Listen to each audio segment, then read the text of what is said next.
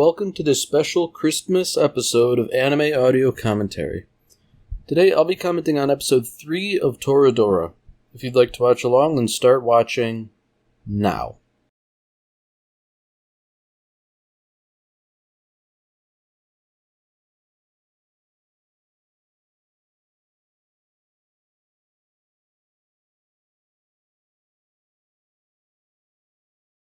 So it seems like the status quo has returned to its place of prominence.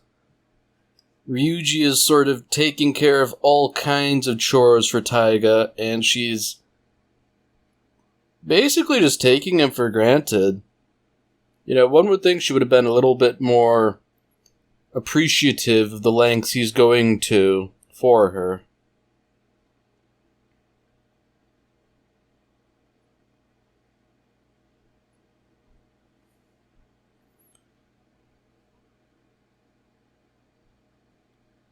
Alright, so interestingly enough, Minori seems to be an athlete of sorts. Whether or not she's actually accomplished is yet to be determined, but I'm tempted to think she's the type who tries really, really hard but has no talent but loves playing the sport anyways, just for the love of it.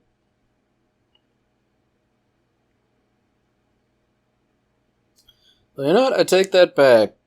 I guess she's the type who is mysteriously talented.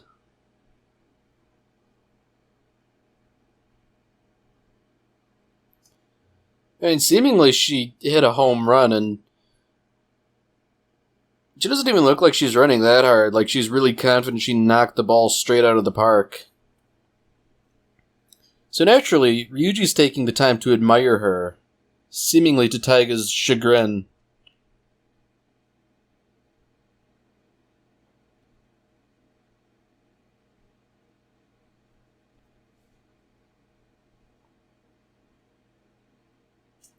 Uh-oh. Looks like everyone else is witnessing their abusive relationship.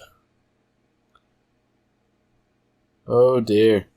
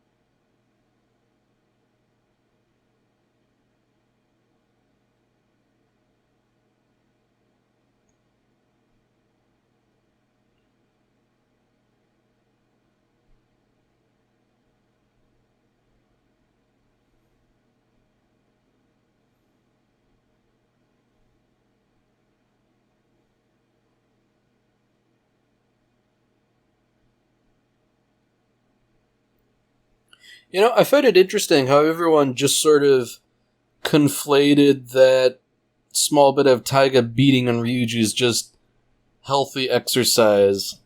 You know, it really makes you think, doesn't it?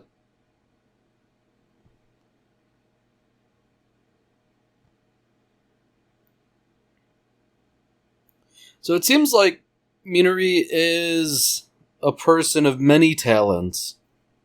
You know, she seems to have been able to do all sorts of fine motor control stuff, applying, I don't know what you'd call it, detailing to the back of cell phones. Also, this is a sign of the times here, but I think it's fairly notable that they all have flip phones when the smartphone is infinitely more ubiquitous in today's day and age. Makes me feel kinda old. I remember having a phone like that.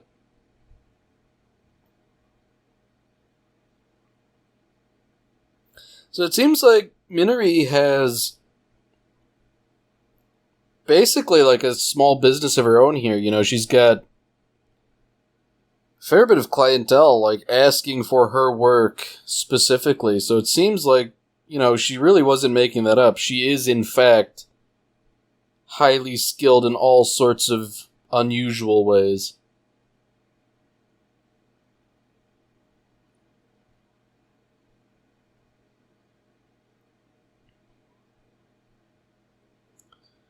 Uh-oh. Taiga, what are you angling at here?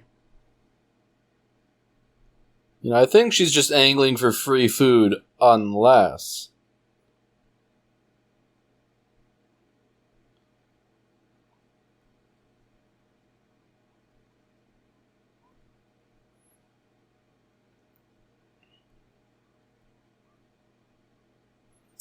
Man, it seems like their combined utter lack of social skills is really coming back to bite them.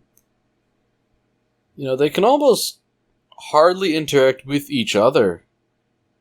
And they're really all that each other has. That's the worst part.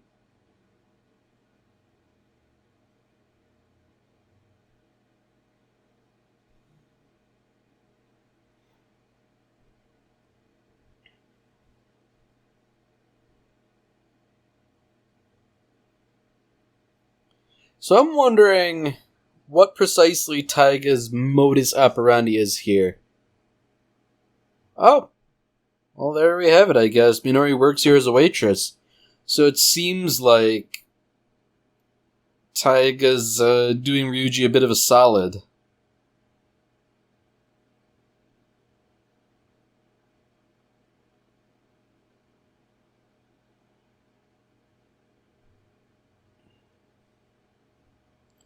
Man, Minori really is just like that in every situation. She can't help herself, I feel like.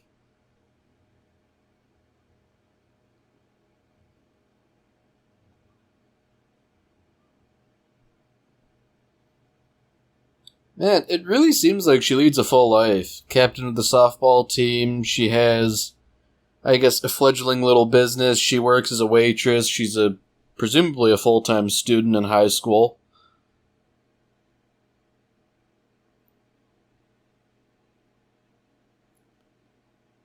So, as nice as this diversion might have been, Minori can't help but remark on how close Ryuji and Taiga are, which of course doesn't help anything. In fact, it's entirely counterproductive to all of their goals.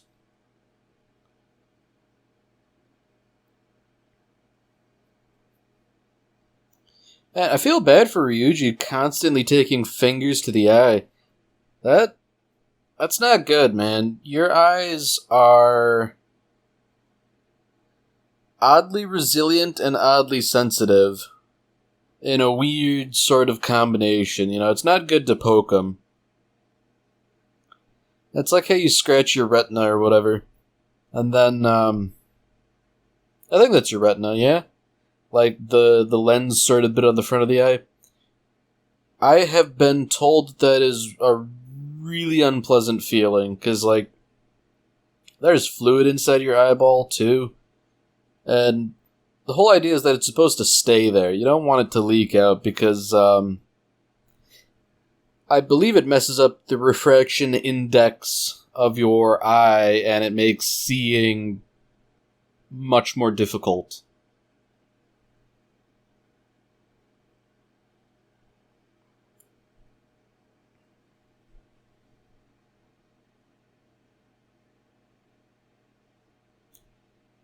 It really seems like Taiga's just hot and cold for no reason.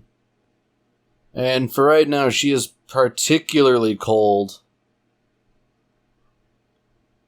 You know, I don't think anything he did really merited a black eye, but here we are. He's probably going to hear about that at school the next day. It's like, oh boy, what did the delinquent do this time? Get in a fist fight with 50 people and put them all in the hospital?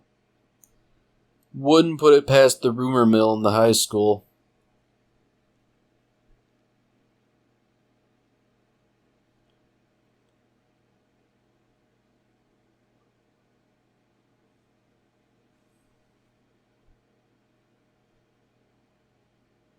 Oh dear. It seems Taiga is, being punished for her good deed.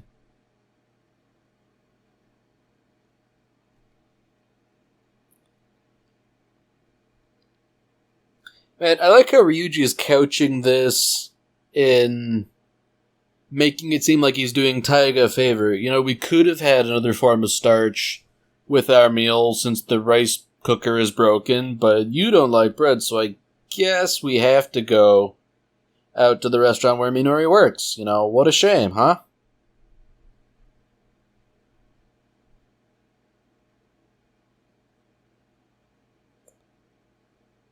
Oh dear, I think we just learned something about Ryuji's mom. She has a stage name and she works for a balding middle-aged fat guy. Oh dear. If that's not Dojin bait, frankly I don't know what is.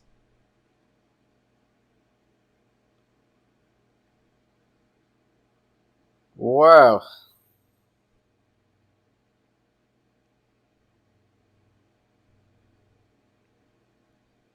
Man, I feel like for once Taiga would have been in the right for just like stomping on his instep or something. Like, I feel like she's beating people for less. Not that she was the target specifically, but come on.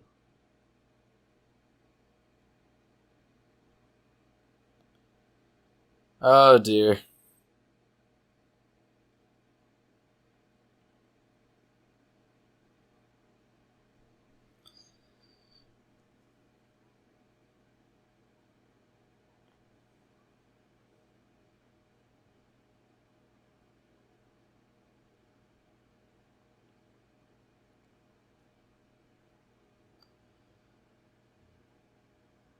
So it seems like this guy is almost taking advantage of Minori's goodwill. You know, she just sort of helps out on the weekends. I mean, he does pay, but at the same time, like, he just seems like a scummy guy. Okay, this explains things. Ryuji decided to, volunteer both of them.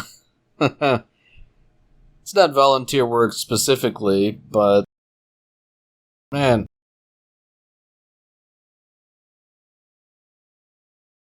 So I guess this leads to the present situation. You know, Taiga is forced to carry cases of beer and stuff like that.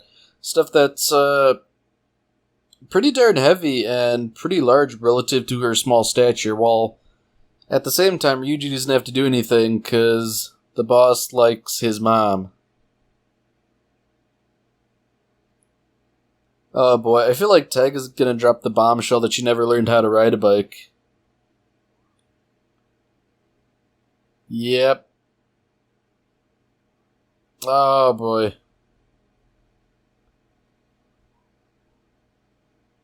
Man, Taiga is terminally contrary. You know, she can't ride the bike, so she might as well run it full tilt, guiding it along. That strikes me as not a great idea. Perhaps better than riding it if you don't know how to ride it, but only marginally. I feel like she's gonna destroy that whole case of beer.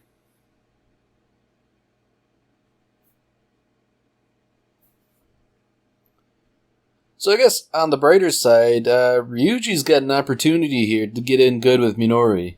You know, he can stay around and help out and get in her good graces. You know, on the one hand, I don't think it takes much to get into her good graces, but, I don't know, Ryuji's not exactly a social butterfly. I feel like he's gonna stumble his way into some kind of trouble. Oh, I detect foreshadowing.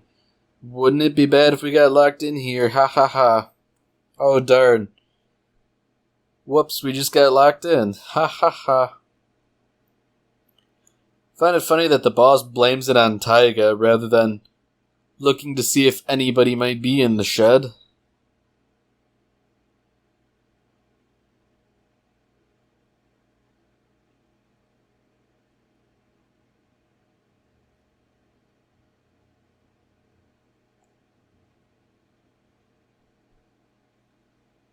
Man, Minori really is entirely unflappable.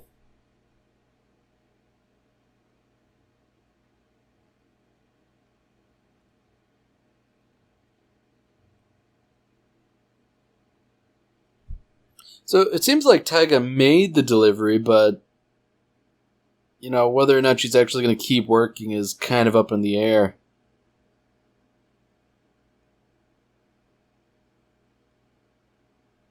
Oh dear. Can't have yourself looking like a lazy schlub in front of Kitamura. That would be unseemly.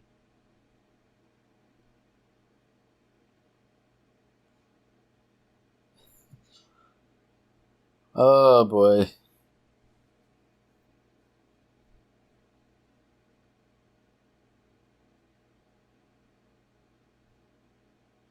Okay, that's interesting from Kitamura. Her not knowing how to ride a bike is, I guess, common knowledge. Or at least, it's something Kitamura knows about.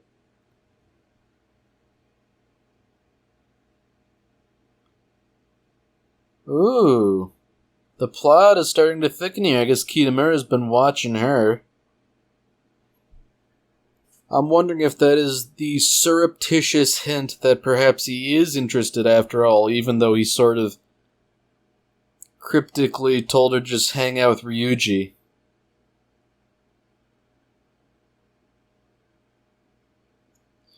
Yeah, it's not surprising that she feels a bit stupid after all this.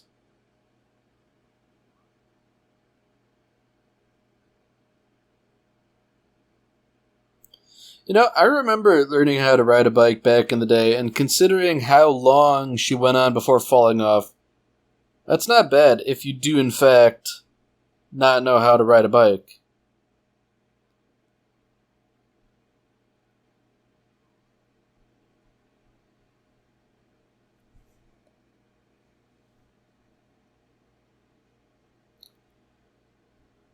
Uh-oh.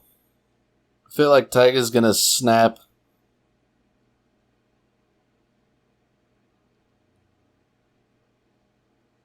Uh-oh. So naturally, all these misunderstandings start to compound. The boss unwittingly locked them up. Taiga thinks Ryuji's slacking. In reality, they've been locked in a shed for who knows how long. It certainly could be a lot worse, but I'm sure it's no picnic for them.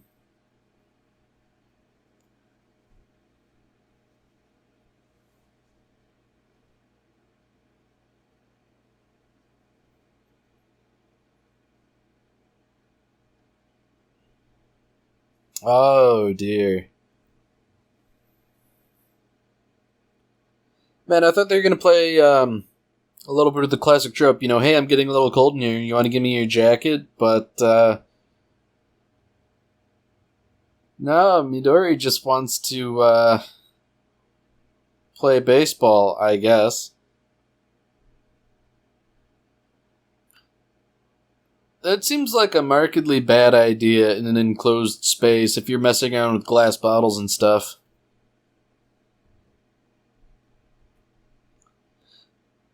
I mean, what else are you gonna do, really, if you're locked up?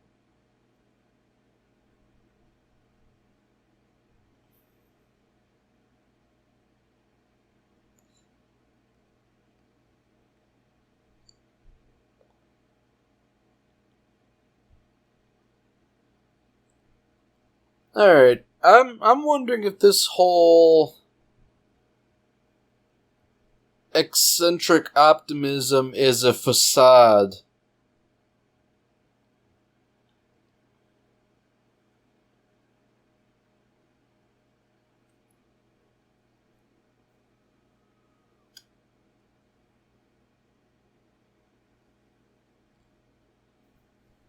Uh-oh. I get the feeling there's going to be some real big misunderstanding here. They're climbing on top of boxes. Surely they're going to topple over right at the opportune moment. No good can come of this.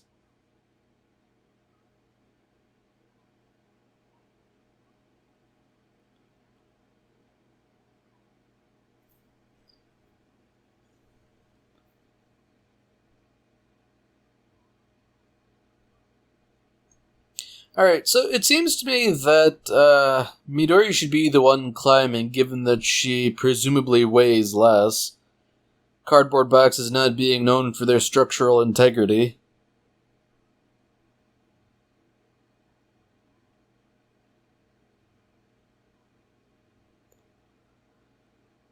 I mean, I guess at the very least they seem to be getting along really well.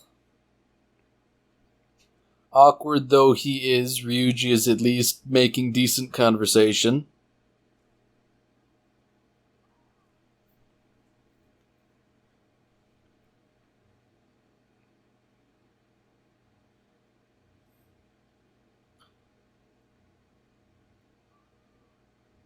Uh-oh.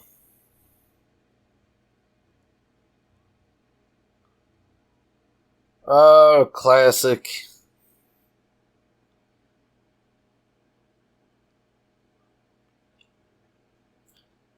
Oh, great. Get going, Tag, and now everybody's locked in.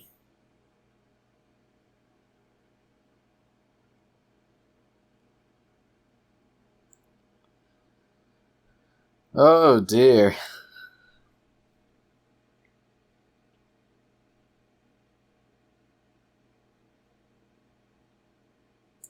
Well, I guess they're locked in there all night.